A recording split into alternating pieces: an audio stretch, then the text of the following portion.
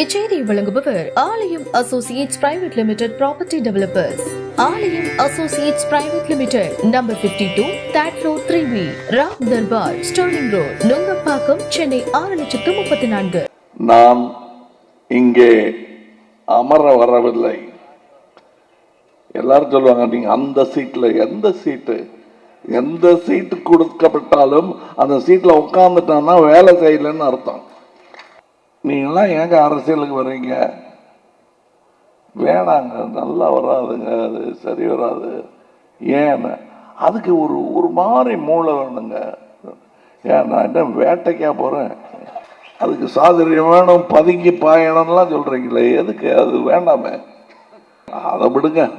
Big பாஸ்க்கு போறதுக்கே வேண்டாம்தாங்க. என்ன ஏன்னா வெள்ளிக்கிழமை சினிமா ஓடலைன்னா வேணாங்க நீங்கம்பாங்க. ஆனா மக்கள் அப்படி இல்லை, ஞாபகம் வச்சுப்பாங்க. தோத்த அரசியல்வாதியை கூட ஞாபகம் வச்சுப்பாங்க. இன்னும் தோத்த அரசியல்வாதின்னு யாரும் சொல்றீங்க? என்னதான் சொல்றேன். அது தோத்தங்கிறது ஒரு பர்மனன்ட் பொசிஷன் இல்லை. பிரைம் மினிஸ்டருங்கிறதும் பர்மனன்ட் பொசிஷன் இல்லை. ஒரு 15லயோ 14லயோ எல்லா நாடு பூரா ஒரே தேர்தல் அப்படின்னு வச்சிருந்தா இன்னைக்கு இந்தியாவின் கதி என்ன? ஒரே ஸ்வீப்பா குடுமையை கொட்டுக்கத்த கீரை கட்ட எடுத்திருக்க மாட்டாங்க கையில. அதுக்கப்புறம் ஒருவர் பெயரை சொல்லி ஒரு திருநாமம் தானே உரைக்கப்படுவீங்க. கோவிடை விட கொடுமையான ஒரு நோயிலிருந்து தப்பித்து வாழ்ந்து கொண்டிருக்கிறோம். அந்த யோசிக்கும் நேரத்தை வாக்காளனுக்கு கொடுக்க வேண்டும். ஏன் ஆட்சி பீடத்தில் அமர்பவனுக்கு கூட யோசிக்கும் நேரம் கொடுக்க வேண்டும். அடுத்த 5 வருஷத்துக்கு இதை செஞ்சாதான் அங்க வழி விடுவாங்கிற பயம் வேண்டும் அவர்களுக்கு. எந்த ஆட்சியாளர் சொல்றீங்க? எந்த ஆட்சியாளரையும் சொல்லுகிறேன், இப்பொழுது இருப்பவர்களையும் சொல்லுகிறேன், அப்போது இருந்தவர்களையும் சொல்லுகிறேன், இனி வரப்போபவர்களையும் சொல்லுகிறேன். இது யாருக்கும் விடும் சவால் அல்ல. அரசியல் இப்படித்தான் இருக்க வேண்டும் என்னும் ஆசை. நான் அரசியலுக்கு வந்தது எனக்காக அல்ல, நமக்காக கூட அல்ல, நாளைக்கா. அது என்னங்க நாளை நமதேன்னு சொல்றீங்க? அப்ப இன்னைக்கு பத்தியே கவலைப்பட்டு இருந்தான்னா விடியாது. விதை நான் போடுவேன், வேற ஒருத்தர் பறிச்சு தின்னுட்டு போவோம். ஆனா விதை நான் போட்டது. அது எனக்கு பிடித்த, நான் மதிக்கும் ஒரு மாபெரும் நடிகரை வைத்து பேச வைத்தேன். வசனம் என்றது நாங்க எதிர்பார்க்கல சார். சொல்றது யாரு? டிஎம்கே பிரமுகர் சொல்றாரு. இதுல பூடாமான செய்திகள் ஒன்றும் இல்லை. சிஎம் சொல்றாரு, நல்லா வேலை செஞ்சாங்களா, இது எதிர்பார்ப்பும் இல்லாமல் வேலை செஞ்சாங்களா. அப்புறம் இன்னொரு இடத்துல சொன்னாரா, சிஎம் சொன்னாரா? சொன்னாருங்க. நான் கூட சொல்லிட்டு இருந்தேன் சார், முந்திரப்படாதுங்கிறதுக்காக நான் சொல்ல சார், நானும் கொஞ்சம் அப்படி வந்து சாப்பிட்டு போங்களேன் அப்படின்னா. இல்லை சார், நாங்கள் சாப்பிட்டு வந்துட்டோம்னு சொல்றான் சார். நல்லா வளர்த்துருக்கே பிள்ளைகளை அப்படின்னாங்க. என்னங்க மறுபடி சினிமாவுக்கு போயிட்டாரு, பின்ன என்ன? நான் கோட்டையில் போய் கஜானாவை திறந்து பணம் எடுப்பேன்னா? ஒரு கூட்டம் நடத்தணும்னா காசு வேணும். உங்ககிட்ட இருக்கா? எவ்வளோ இருக்கு? சரி, என்கிட்ட இவ்வளோ இருக்கு, போட்டு நடத்துங்க கூட்டம். அப்படித்தான் நடக்குது இந்த கூட்டங்கள்லாம். அதனாலதான் என்னால சொல்ல முடியுது, ரேடு விடுறியா விடு அப்படின்னு சொல்றதுக்கு காரணம் அந்த தைரியத்தில் தான் சொல்றேன். அதனால அவங்க ஒரே மாதிரியா இருக்காங்களே, நீங்க தேர்ந்தெடுக்கிற ஆளுகள் தான். அவர்கள் என்னை தேர்ந்தார்கள். என் பயணத்தின் போது நான் அப்படியே பார்த்தா தோல்ல கை போட்டாங்க, நானும் தோல்ல கை போட்டேன். அப்படித்தான் நடந்து கொண்டிருக்கிறோம். இதில் ஒருவர் இடறிவிடும் வேலை செய்தால் நான் உங்கள் தோளில் இருந்து கையை எடுத்து விடுவேன். இது புரியும் என்று நான் நினைக்கிறேன். உயிரே, உறவே, தமிழே, வணக்கம். வழக்கமாக கட்சி மேடைகளில் ஒவ்வொருவருடைய பொறுப்பையும் வகிக்கும் பதவியையும் சொல்லி அவர்களை குளிர்விப்பது ஒரு சடங்கு. நான் உயிரே, உறவே, தமிழே என்று சொல்வது உங்கள் அனைவரையும் தான். இந்த உறவு, இந்த உயிர் துடிப்பு உங்கள் பதவிக்கு அப்பாற்பட்டது. ஆக இதை பேச்சு சுருக்கத்திற்காக சோம்பேறித்தனம் பற்றி இப்படி சொல்லுகிறார் என்று நீங்கள் நினைத்து விடக்கூடாது. உங்கள் அனைவரையும் நான் எந்த இடத்தில் வைத்திருக்கிறேன், எந்த சிம்மாசனத்தில் அமர்த்தி வைத்திருக்கிறேன் என்பதை நீங்கள் புரிந்து கொள்ள வேண்டும். இறங்கி வந்து சின்ன சின்ன பதவிகளில் அமர ஆசைப்படாதீர்கள். இதுதான் எனக்கு நான் கொடுத்து கொண்ட அறிவுரை. அதை அப்படியே உங்களுக்கு வழங்குகிறேன். நான் இங்கே அமர வரவில்லை. எல்லாரும் சொல்லுவாங்க, நீங்க அந்த சீட்ல எந்த சீட்டு கொடுக்கப்பட்டாலும் அந்த சீட்ல உட்கார்ந்துட்டான்னா வேலை செய்யலன்னு அர்த்தம். நடந்துகிட்டே இருக்கணும். நான் கத்துக்கிட்ட குரு வாத்தியார், அதுவும் நான் விமர்சனம் செய்து எனக்கு கிளாஸ் எடுக்கல அவரு. என் விமர்சனத்தின் மூலம் எனக்கு பாடம் கற்பித்தவர், அவர் வாழ்க்கையின் மூலம் எனக்கு பாடம் கற்பித்தவர் திரு காந்தி அவர்கள். இத்தனை புரிதலுக்கு பிறகும் அவரை நான் மகாத்மாவாக்காமல் வைத்திருப்பதற்கான காரணமும் அதுதான். அவரை மனிதனாக்கி பார்த்து வியப்பதில் எனக்கு மிகவும் சந்தோஷம். காரணம், அது நாமும் செய்யக்கூடிய ஒரு செயலாக இருக்க வேண்டும். காந்தியை ரெக்கை வைத்த தேவதையாக நாம் மாற்றிவிட்டால், கால் பாவாத ஒரு பிசாசாக அவரை மாற்றிவிட்டார், நாளைய காந்தி உருவாக மாட்டான். இங்கே இருக்கிறார்கள் என்று நான் நம்புகிறேன். அவர்கள் பாதசாரிகராக நம் பேச்சில் இடம்பெறாமல் இருப்பதுதான் நாம் அனுபவிக்கும் சோகம். காந்தியார் அத்தருணத்தில் அத்தனை திறத்துடன் இருக்க வேண்டிய இடத்தில் இருந்தவர். அந்த மாதிரி வாய்ப்பு இல்லாமல் நிறைய பேர் இருக்கிறார்கள் இந்தியாவில். Gandhi is not inimitable, he is imitable. But do you have the guts and the valor to imitate a man of that position? உனக்கு அத்தனை காந்தி மாதிரி இருக்கிறதுக்கு இருக்கலாம், யார் வேணா இருக்கலாம். ஆனா அதற்கான வீரமும் நேர்மையும் உன்னிடம் இருக்கிறதா என்ற கேள்வியை நான் என்னை கேட்டுக்கொண்டவன். அந்த வீரத்தையும் நேர்மையும் அன்றாடம் வளர்த்து கொண்டிருப்பவன் தான். எனக்கு நேர்மை வந்துருச்சுன்னா அவ்வளவுதான், இனிமே நான் நேர்மையானவன் என்று அயர்ந்து படுத்து விட முடியாது. நீங்கள் அயர்ந்திருக்கும் நேரத்தில் எல்லாம் உங்கள் நேர்மைக்கு சோதனை வரும். எனக்கு வந்திருக்கிறது. அதிலிருந்து சாதுரியமாக தப்பித்துக் கொள்வதற்கு பதிலாக நேர்மையாக, வலித்தாலும் பரவாயில்லை என்று நாம் நின்று போராடும் பொழுதுதான் ஒரு உண்மையான சத்தியாகிரகியை நாம் சந்திக்க முடியும். சவர கண்ணாடியில் சத்தியாகிரகியை பார்க்க வேண்டும் என்றால் நீ எப்படி வாழ வேண்டும்? நான் அதைத்தான் செய்ய முற்பட்டு கொண்டிருக்கிறேன். செய்து விட்டேன், சாதித்து விட்டேன் என்று சொல்லவில்லை. முடியும் என்று எனக்கு தோன்றுகிறது. என்னால் முடியும் என்றால் உண்டால முடியும் தம்பி என்பதைத்தான் நான் சொல்லிக் கொண்டிருக்கிறேன். நீங்களாம் ஏங்க அரசியலுக்கு வர்றீங்க? வேணாங்க, நல்லா வராதுங்க, அது சரி வராது. ஏன் அதுக்கு ஒரு மாதிரி மூளை வேணுங்க. ஏன் நான் என்ன வேட்டைக்கா போறேன்? அதுக்கு சாதுரியம் வேணும், பதுங்கி பாயணும்லாம் சொல்றீங்களே, எதுக்கு? அது வேண்டாமே. அரசியலுக்கு தானே வரேன், அதை விடுங்க. பிக் பாஸ்க்கு போறதுக்கே வேண்டாம்தாங்க. என்ன போனா என்ன? மக்களை பார்த்து பேசக்கூடிய எந்த ஒரு ஊடகமாக இருந்தாலும் மேடையாக இருந்தாலும் அதை பயன்படுத்திக் கொள்வதில் என்ன தவறு? தவறு அப்படியே பழகிவிட்ட பிள்ளை. இந்த மேடையும் இந்த வெளிச்சமும் இந்த மலர்ந்த முகங்களும் 4 வயசுல இருந்து நான் பார்த்துக்கிட்டு இருக்கேன்.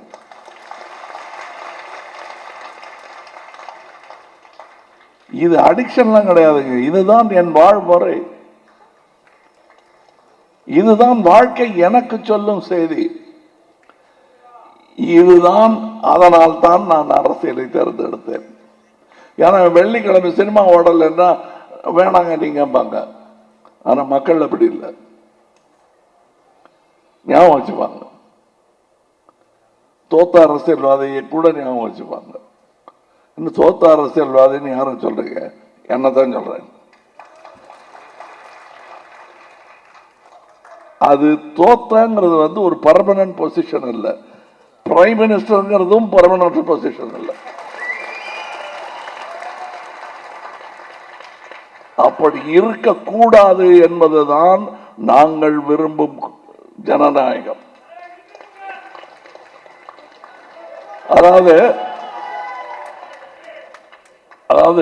இப்ப நாம் லிஸ்ட் போட்டு பேசுறேன். என் மனசுல இருக்கிற உள்ள கிடக்கைகளை எல்லாம் உங்களிடம் பேசுகிறேன். தைரியமாக பேசலாம். என் சாயலில் பல மரங்கள் இங்கே இருக்கின்றன. அந்த தைரியத்தில் பேசுகிறேன். ஒரே நாடு ஒரே தேர்தல் என்றெல்லாம் சொல்வது எவ்வளவு ஆபத்தான பேச்சு என்பதை உங்களுக்கு புரிய வைப்பதற்காக நான் சிறிய உதாரணங்களுடன் பேச வேண்டியிருக்கிறது. இல்லை என்றால் அது தவறு என்பது உலக அரசியலுக்கே தெரியும். ஏனால் அந்த தவற்றை செய்து பார்த்து விட்டது இந்த உலகு. அதை செய்து பார்த்து இது எவ்வளவு பெரிய கொடுமை என்பதை உணர்ந்து அந்த வடுக்கள் இன்னமும் உலகெங்கிலும், ஐரோப்பாவிலும் ரஷ்யாவிலும் பல இடங்களிலும் அந்த வடுக்கள் இருக்கின்றன. இந்தியாவிற்கு அது தேவையில்லை, தேவைப்படாது என்பது என் கருத்து. ஒரு உதாரணத்துக்கு சொல்வோம். ஒரு 15லயோ 14லயோ எல்லா நாடு பூரா ஒரே தேர்தல் அப்படின்னு வச்சிருந்தா இன்னைக்கு இந்தியாவின் கதி என்ன?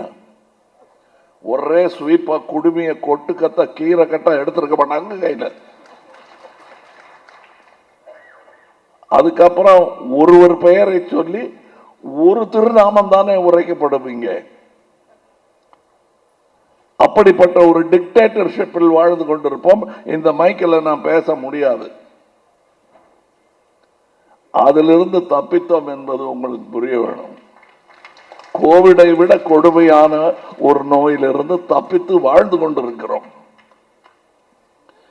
அதனால என்னங்க, ஒரு சீரா எல்லாம் நடக்கட்டும்ங்கிறதுக்காகத்தானே சொல்றாங்க இந்த மாதிரி எல்லாம் ஒரே மாதிரி இருக்கணும்னு. அதை செஞ்சு பாருங்களேன் எக்ஸ்பெரிமெண்டா.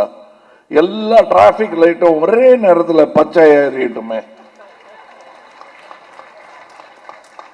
ஏன் மாத்தி மாத்தி ஒரு இடத்தை நிறுத்தி பிடிச்சிக்கிட்டு இன்னொரு இடத்துக்கு வழி விட்டு அதுக்கப்புறம் இந்த டிராபிக்கை போன்னு சொல்லி அதுக்கு பின்னாடி இருக்கிறத நிறுத்தி வைக்கிறதுக்கு காரணம் யோசிக்க டைம் வேணும். எல்லாரும் அவசரத்தில் இருப்பாங்க. அந்த யோசிக்கும் நேரத்தை வாக்காளனுக்கு கொடுக்க வேண்டும். ஏன் ஆட்சி பீடத்தில் அமர்பவனுக்கு கூட யோசிக்கும் நேரம் கொடுக்க வேண்டும். அடுத்த 5 வருஷத்துக்கு இதை செஞ்சாதான் அங்க வழி விடுவாங்கிற பயம் வேண்டும் அவர்களுக்கு. எந்த ஆட்சியாளர் சொல்றீங்க? எந்த ஆட்சியாளரையும் சொல்லுகிறேன், இப்பொழுது இருப்பவர்களையும் சொல்லுகிறேன், அப்போது இருந்தவர்களையும் சொல்லுகிறேன், இனி வரப்போபவர்களையும் சொல்லுகிறேன். இது யாருக்கும் விடும் சவால் அல்ல. அரசியல் இப்படித்தான் இருக்க வேண்டும் என்னும் ஆசை. இது சவால் அல்ல. இந்த பீடம் நிரந்தரமாக அமர முடியாத அசௌகரியமான பீடமாகத்தான் இருக்க வேண்டும். இது 5 வருடத்திற்கு ஒரு தடவை பூகம்பத்திற்கு ஆளாக வேண்டும். உட்காரக்கூடாது யாராங்க. அடுத்த முறையும் நாம் தான் அந்த ஆளை அங்க தூக்கி உட்காத்த வைக்கணும். அது நீயாக இருக்கலாம், நானாக இருக்கலாம். அவ்வளவு கிளியரா இருக்கணும் நம்ம. அதுதான் ஜனநாயகம். ஜனநாயகம் என்பது பேங்க் வால்ட்டில், நான் ஹார்வர்ட்ல பேசும்போது சொன்னதே தான் இங்கே சொல்றேன். பேங்க் வால்ட்டில் வச்ச தங்க கட்டி மாதிரி ஒரு 5 வருஷம் கழிச்சு வந்து திறந்து பார்த்தா அப்படியே கட்டியா இருக்கும்னு நீங்க நினைக்க கூடாது. அன்றாடம் நம் உடல் பேணுவதை மாதிரி நம் ஜனநாயகத்தின் காக்க வேண்டும். அதன் வீரர்கள் அதற்கான சோதனை வந்து கொண்டே இருக்கும். இப்படி மாத்தி போட்டு போப்பாங்க, அப்படி மாத்தி போட்டு போவாங்க. அந்த விளையாட்டுகள்லாம் நடந்துகிட்டு இருக்காங்க. ஒண்ணுமே இது எப்படி போட்டாலும் பரவ மாட்டாங்க. இந்த அம்பேத்கரும் காந்தியும் நேருவும் பண்ணி வச்சுட்டு போன வேலை எப்படி போட்டாலும் பெறல மாட்டாங்குது. இந்த அமைப்பு திட்டம் மாற மாட்டாங்குது. என்ன என்ன எப்படி புரட்டி போடுறது? மறிய போடு, பயந்து அப்பவாது செய்வாங்களான்னு அதையும் போடுறாங்க.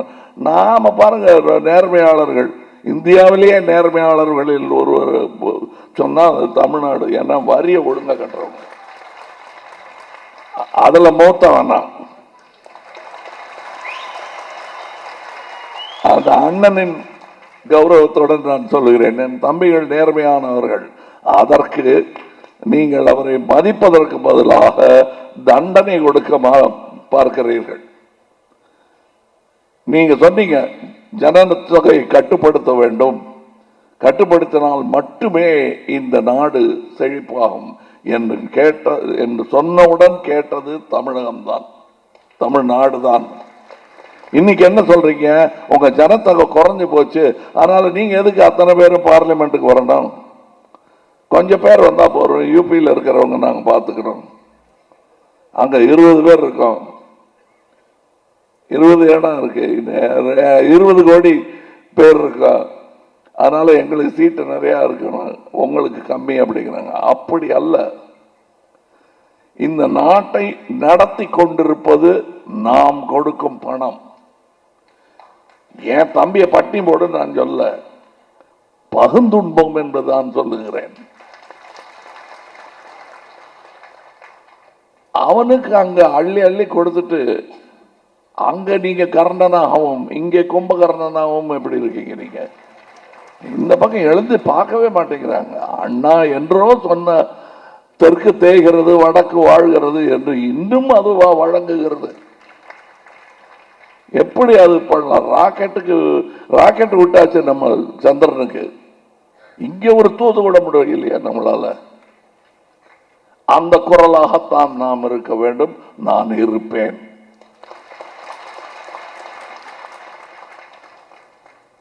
நான் கேட்கிறேன், இந்தியாவில் கற்பனையே பண்ணி பார்க்க முடியாத ஒரு நிலைமையை நாம் பிரித்து விட்டோம். மொழி வாரியாக சாதி பேசி பேசி பேசி பிரிச்சுட்டோம். ராஜகோபாலன் அப்படின்னு ஒரு ஆளு, ஆச்சாரியெல்லாம் தூக்கிடலாம் வேணாம் எனக்கு. ராஜகோபாலன் ஒரு ஆளு பெங்கால்ல சீஃப் மினிஸ்டரா இருந்திருக்காரு, இங்கேயும் சீஃப் மினிஸ்டரா இருந்திருக்காரு. தெலுங்குக்காரர், அவர் இங்க வந்து இருந்திருக்காரு. இது இங்கே பாசிபிள். ஆனால் ஒரு தமிழன் பிரைம் மினிஸ்டர் ஆக முடியுமா? அதற்கு இந்த நாட்டை தயார்படுத்த வேண்டும்.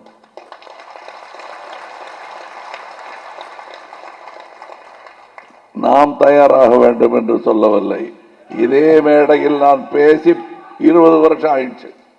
தமிழன் ஏன் அந்த தலைமை பொறுப்புக்கு வரக்கூடாது? வேற யாருக்கோ கோபம் வந்துருச்சு. அதுல அந்த கோபத்துக்கெல்லாம் பார்த்தா உண்மையே பேச முடியாது. இதே மேடை தான், இதே இடம்தான். நான் உங்களுக்கு சொல்வது, இது நம்மளுடைய மீட்டிங். இந்த நான் அரசியலுக்கு வந்த காரணம் இந்நேரம் உங்களுக்கு புரிந்திருக்க வேண்டும்.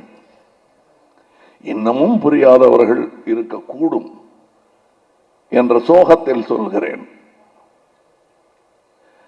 நான் அரசியலுக்கு வந்தது எனக்காக அல்ல,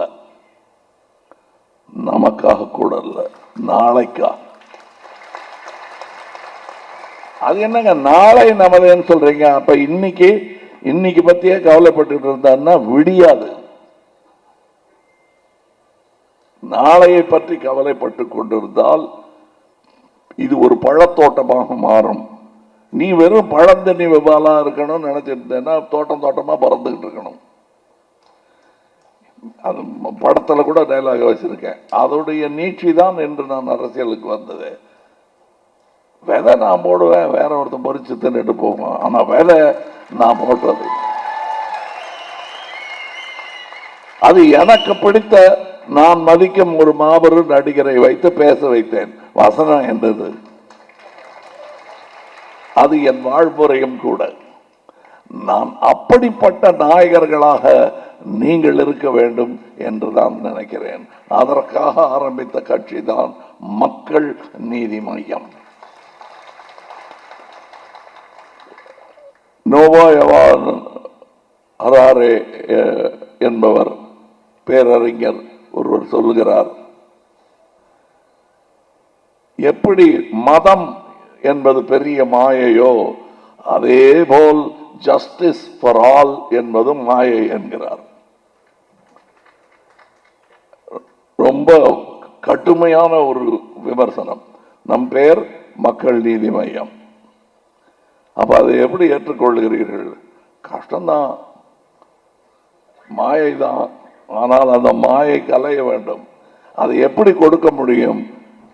நாம் இன்னொருவருக்கு வழங்குவதாக இருக்கக்கூடாது ஜஸ்டிஸ். அது அவர்கள் உரிமையாக இருக்க வேண்டும். ஜஸ்டிஸ்ங்கிறது வழங்குவம் பொருளாக வரும் பட்சத்தில் வேண்டி நிற்க வேண்டி வரும். அப்படி இருந்ததுதான் கோர்ட் எல்லாமே. I beg your court, your honour, your lord என்ற வாசகங்கள் இன்னும் மாறிய பாடில்லை. கொடுப்பதற்கு யார்? சட்டம் தெரிந்து விட்டதனால் அவர்கள் சட்டத்தை வழங்கும் நிலையில் இல்லை என்பதுதான் ஒரு வக்கீலின் மகனாக நான் உணர்ந்தது. Justice is something you should deserve. It's your deservance. மனிதனாக பிறந்ததனால் உனக்கு அந்த நீதி வழங்க வேண்டும். இந்த நீதி அமெரிக்காவில் மறுக்கப்பட்ட போது அது தவறு என்று சுட்டிக்காட்ட ஒரு தாடிக்காரர் வந்தார், ஆப்ரஹாம் லிங்கன். அரசியல் பெரிய வெற்றி கிடையாது, ஆனால் சித்தாந்தத்தில் அவருக்கு பெரிய வெற்றி. பிற்பாடு அதுவே தொடர்ந்தது, போரிலும் அரசியலிலும். அதுவும் நிகழும். இங்கே எனக்கு ரெண்டிலுமே மையம் என்பது என்னுடைய வாழ்க்கை முறையாக நான் மாற்றிக்கொண்டு விட்டேன் என்பது என் கூட பழகுபவர்களுக்கு தெரியும். இல்லாத பட்சத்தில் விமர்சனங்களை ஏற்று இன்னமும் செதுக்கிக் கொண்டிருக்கிறேன் என்னை என்பதுதான் உண்மை. பெரிய உருவமா அங்க உட்காந்துருக்காரு, கடைசியில் ஒருத்தர் 10 பேர் அடிப்பார் போல் இருக்கு அப்படின்னு தோணும். இவர் கோயம்புத்தூர்ல எலெக்ஷன் முடிஞ்சு திரும்பி வரும்போது குலுங்கி அழுகிறாரு. நான் முதுகுல கொத்தி வெளியே போறோம், கண்ணு நனைஞ்சிருந்தா எனக்கு அவமானம்னு தேத்தி வெளியே கூட்டிட்டு வந்தேன். காரணம், நாளை நாம் சிரிப்போம், அதே நிகழ்வை சுட்டி காட்டி சிரிப்போம். காரணம், அது நம்முடைய தோல்வி அல்ல. கோயம்புத்தூரில் நடந்தது தோல்வி என்றால் இவர்கள் ஜெயிச்சுக்கு ஆட்சிக்கு வந்தது வெற்றி அல்ல.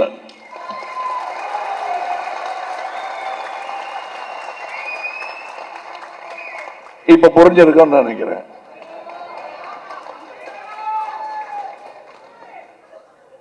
என்னங்க சுளீர்னு வலிக்குது? நமக்கு சுளீர்லாம் வலிக்காது, குற்றமுள்ள நெஞ்சுகளுக்கு தான் குறுகுறுக்குமே தவிர நமக்கு ஒன்றாங்க.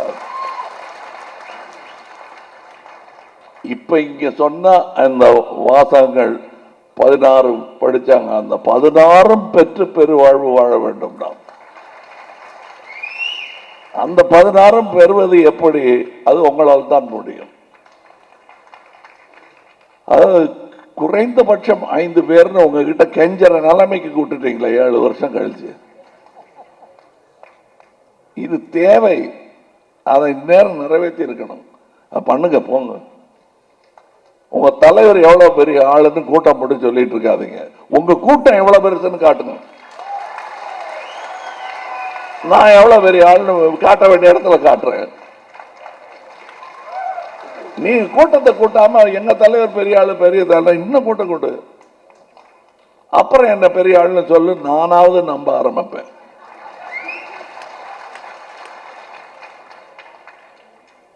உங்களிடம் கேட்கப்பட்டதில்லை அடிநாதம் என்ன? இங்க நம்ம பேசின போது நேர்மையா இருக்கணும், இது பண்ணணும். இன்னும் கொஞ்சம் பேர் இறங்கி வேலை செய்யணும். ஒவ்வொரு நீங்கள் வசிக்கும் வீதியில் உங்களை மக்கள் நீதி மையம் தொண்டர் என்பதை வீதி முழுவதும் இருப்பவர்கள் அறிய வேண்டும். அதுக்கு அடுத்த கட்டமாக ஒரு பிரச்சனை வந்துருச்சுப்பா, வேற எவனும் உதவி பண்ண மாட்டாங்கன்னா அவர்கிட்ட கேட்போமா, எவரு அதான் அந்த எம்என்எம் காரர் இருப்பாரு, அப்படி மாறணும். அது ஏன் அவன் என்னத்துக்கு, அவன் ஒன்றும் பெரிய பணக்காரன் இல்லையா, ஆனால் வேலைக்காரையா இறங்கி வேலை செய்வான் அப்படின்னு சொல்லணும். நான் கேட்கறது அவ்வளவுதான். இறங்கி வேலை செய்யாம எதுவாகவே ஆக முடியாது. இறங்கி நான் வேலை செய்யலைன்னா இந்த மேடைக்கு வந்திருக்க மாட்டேன், எந்த மேடைக்குமே வந்திருக்க மாட்டேன். உங்களை பத்தி என்ன பேசிக்கிறான், நான் வந்தா நான் அண்ணன் அப்பா ஸ்தானம், எனக்கு ஒரு சில பேருக்கு தம்பி ஸ்தானம். ஆனா நான் அந்த உரிமையுடன் விமர்சனங்களை மட்டுமே சொல்லிக்கிட்டு இருப்பேன்.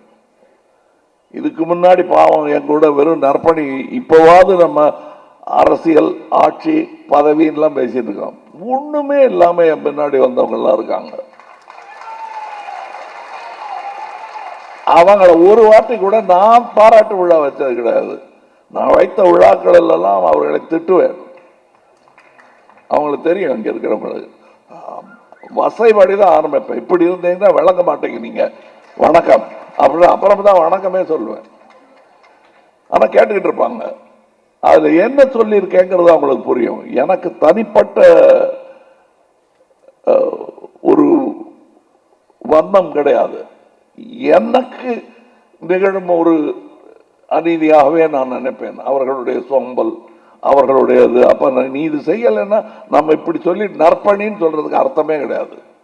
இன்னைக்கு உனக்கு புரியாது, இன்னும் ஒரு 15 வருஷம் கழிச்சு பார், உன்னை பெரிய மனுஷன் மதிப்பான்.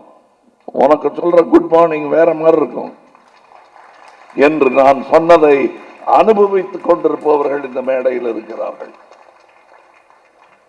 இதேபோல் நாளைய அரசியல் நம்மை பார்த்து பேச போகிறது. தனியான ஆளு. அதற்கு முன்னுதாரணமாக இன்றைய அரசியல்வாதிகள் நம்மை பற்றி என்ன பேசுகிறார்கள் என்பதை உங்களுக்கு நான் சொல்லுகிறேன். ஏன்னா நான் பேசிட்டு இருக்கேன் இல்லையா, வெவ்வேறு விதமான ஆட்கள்கிட்ட. நாங்க எதிர்பார்க்கல சார். சொல்றது யாரு? டிஎம்கே பிரமுகர் சொல்றாரு. இல்ல பூடாமான செய்திகள் ஒன்றும் இல்லை, சிஎம் சொல்றாரு. நல்லா வேலை செஞ்சாங்களா, எதிர்பார்ப்பும் இல்லாமல் வேலை செஞ்சாங்களா.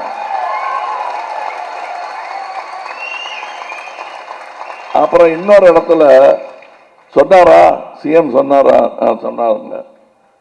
நான் கூட சொல்லிட்டு இருந்தேன் சார், முந்திரப்படாதுங்கிறதுக்காக நான் சொல்ல சார், நானும் கொஞ்சம் அப்படி வந்து சாப்பிட்டு போங்களேன் அப்படின்னா, இல்லை சார் நாங்கள் சாப்பிட்டு வந்துட்டோம்னு சொல்றான் சார்.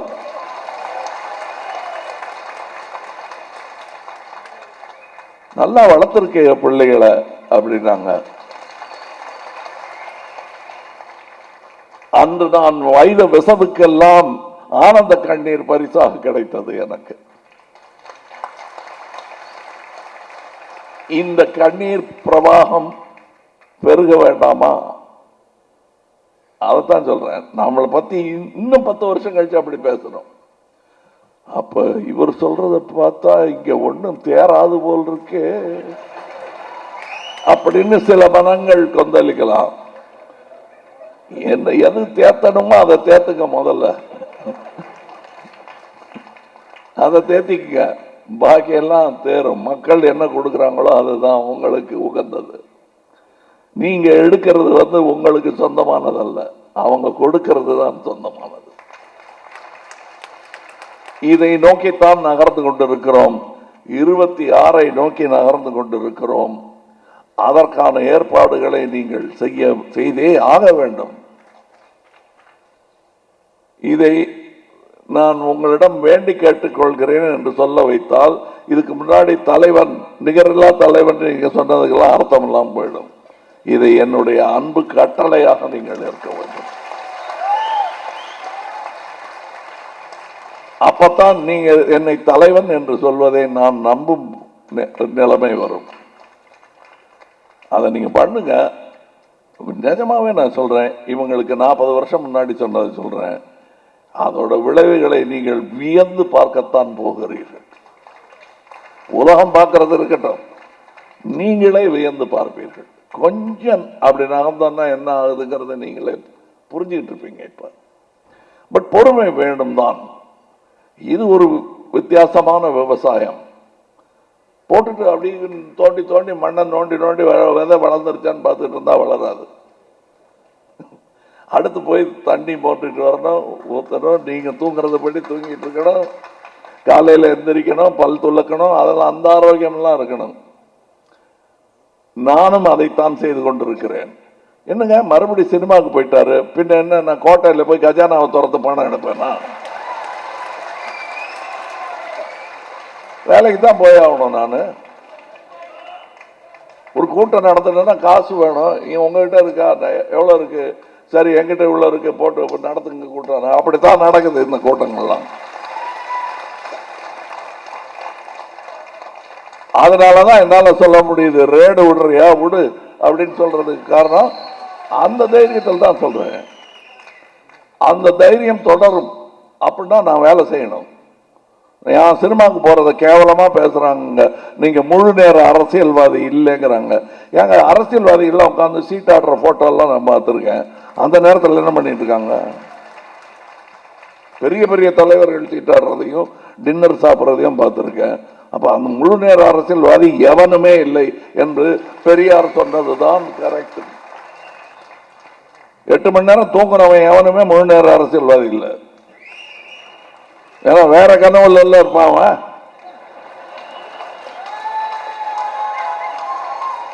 ஆக இந்த முழு நேர அரசியல்வாதி இல்லைங்கிற விமர்சனம் எங்களுக்கு பொருந்தாது. இருக்கிற நேரத்தில் ஒழுங்கா வேலை செஞ்சா போதுமானது. அது நடந்திருந்ததுன்னா நம்ம கவர்மெண்ட் ஆபீஸ் எல்லாம் எப்படி இருக்கும்? இருக்கிற அந்த 9 to 5 செய்ய வேண்டிய வேலை செஞ்சா நாடே முன்னேறிடுவேன்.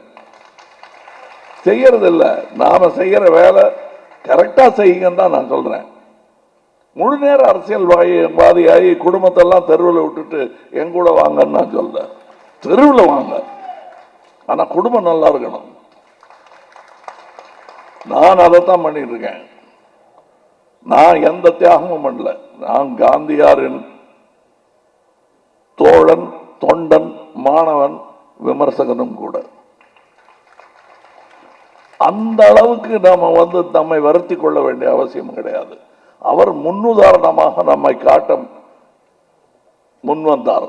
அதுக்காக இன்னைக்கு இந்தியா வேற. நான் அதனாலதான் ஒவ்வொரு வீட்லயும் நூல் நூத்திட்டு இருக்கேங்கிறத மாத்தி கொண்டு போய் இங்க நூத்த நூல அமெரிக்காவில் ஊத்திட்டு இருக்கேன். இங்க வைக்க வேணாம். அடுத்த கட்டத்துக்கு போயிட்டேன். நான் என்னுடைய சினிமா, என்னுடைய பேச்சு, என்னுடைய தோழர்கள், என்னுடைய நண்பர்கள் எல்லாமே என்னுடைய பயணத்தை நோக்கி நான் தேர்ந்தவர்கள் தான். பயண வழியில் கிடைத்தவர்கள் தான். அதனால் அவங்க ஒரே மாதிரியா இருக்காங்களே, நீங்க தேர்ந்தெடுக்கிற ஆளுகள் தான். அவர்கள் என்னை தேர்ந்தார்கள். என் பயணத்தின் போது நான் அப்படியே பார்த்தா தோல்ல கை போட்டாங்க, நானும் தோல்ல கை போட்டேன். அப்படித்தான் நடந்து கொண்டிருக்கிறோம். இதில் ஒருவர் இடறிவிடும் வேலை செய்தால் நான் உங்கள் தோளில் இருந்து கையை எடுத்து விடுவேன். இது புரியும் என்று நான் நினைக்கிறேன். காரணம், எல்லோருமே புனிதர்கள் நிறைந்த அரங்கத்தில் நான் இருக்கிறேன் என்று சொல்ல மாட்டேன். ஏன்னா என்னை பத்தி எனக்கு தெரியும். என்னை எப்படி அடிச்சு வளர்த்தாங்க, எத்தனை தப்பு பண்ணி நான் என்னுடைய சிந்தனையை செதுக்கி கொண்டிருக்கிறேன் என்பது எனக்கு தெரியும். எப்படியெல்லாம் இந்த உலகம் நம்மை, அதுவும் அரசியல் உலகம் நம்மை ஈர்க்கும் என்பதும் என்ன தெரியும். இப்படி வாங்க இப்படி வாங்கன்னு கூட்டிட்டு போய் அங்கதான் இருக்கு கஜானா, உடைச்சு திறந்துடலாம், நீங்க வாங்கல, ஒரு கடப்பாறை எடுத்துட்டு வாங்க அப்படின்னு தான் கூப்பிடுவாங்க. மாட்டேன்னு சொல்றதுக்கு உங்களுக்கு தைரியம் வரணும். இது அல்ல என்னுடைய தொழில். பழகு தொழில் ஒன்று எனக்கு இருக்கிறது. இது நான் செய்ய வேண்டிய கடமை. என்று நினைத்து நான் வந்தது போல் நீங்களும் வர வேண்டும் என்பதுதான் உங்களிடம் நான் மன்றாடி கேட்டுக்கொள்வது. அதிலிருந்து மாறிடாதீங்க. அப்புறம் நம்ம ஒரு கூட்டம் இல்லை, அதுக்கு சாப்பிட்றதுக்காக அப்படியே ஒன்றா கூடிய காக்காய் கூட்டம் ஆயிடும், அப்புறம் பறந்து போகணும். இது நாம் ஒரு சங்கமம். அப்படி இருக்க வேண்டும் என்றால் நேர்மை, மற்ற கட்சிக்காரங்க இப்ப சொல்றாங்கல்ல, தொடர்ந்து சொல்ல வைங்க. ஐயோ இவங்க 26லயும் அப்படி இருந்தா மக்களுக்கும் தெரிஞ்சு போயிடுவேன்னு பயப்பட்டவங்க. யாரும் நமக்கு விரோதி கிடையாது.